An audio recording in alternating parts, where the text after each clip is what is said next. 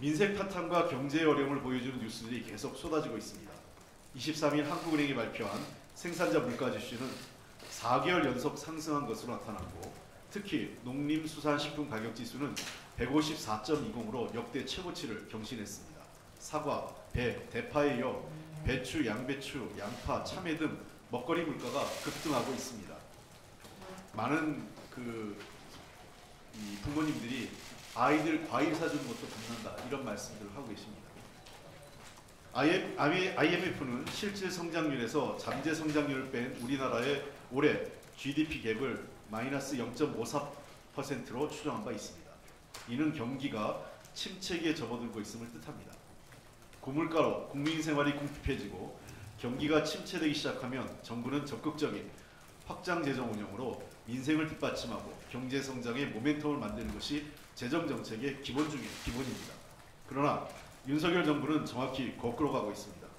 정부는 지난 3월 2025년도 예산안 편성 기본 방향을 확정했는데, 정부 재량 지출을 10% 이상 감축해 건전재정 기조를 유지하겠다는 것이 핵심입니다.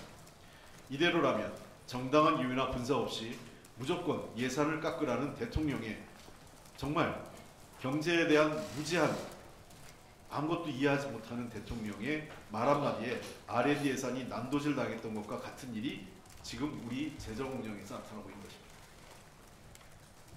국민에게 고통을 전가하고 경제를 가라앉게 하는 묻지마식 건전재정 기조가 모순적인 감세 정책, 섬신석 정책 남발과 겹쳐서 실제로는 국가 재정을 망가뜨리고 경제 주체들을 더 혼란스럽게 하고 있습니다.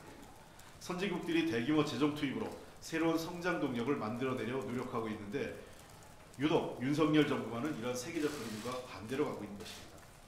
미국이 인플레이션 감축법 등으로 수조 달러 규모의 재정 투자를 진행하고, 일본과 EU 등도 첨단 산업 육성, 디지털 전환, 탄소 중립을 달성하고자 막대한 예산을 투입하고 있습니다.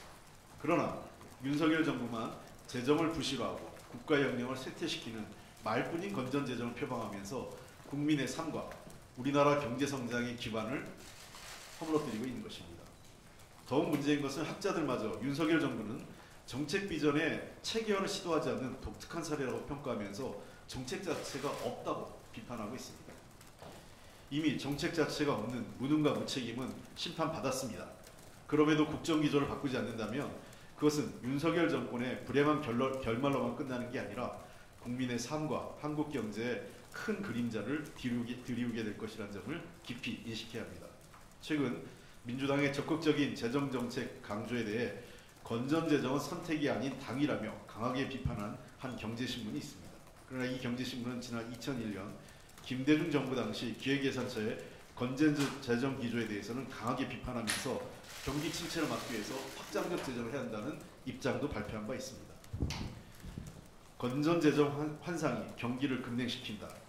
과연 지금이 재정 건전성만을 따지고 있을 상황인가? 재정이 경기 회복을 돕지는 못할 망정 발목을 잡아서 안 될 상황이다. 그 당시 사설의 내용입니다. 저는 지금도 다르지 않다고 생각합니다. 재정 건전성을 확보하기 위해서는 건전 재정에 집착하는 게 아니라 경기를 살리려고 재정이 적극적인 역할을 하면서 우리나라 경제가 살고 민생이 다시 회복되면 자연스럽게 재정 건전성을 차지할 수 있다고 생각합니다. 윤석열 정부의 각성을 촉구합니다.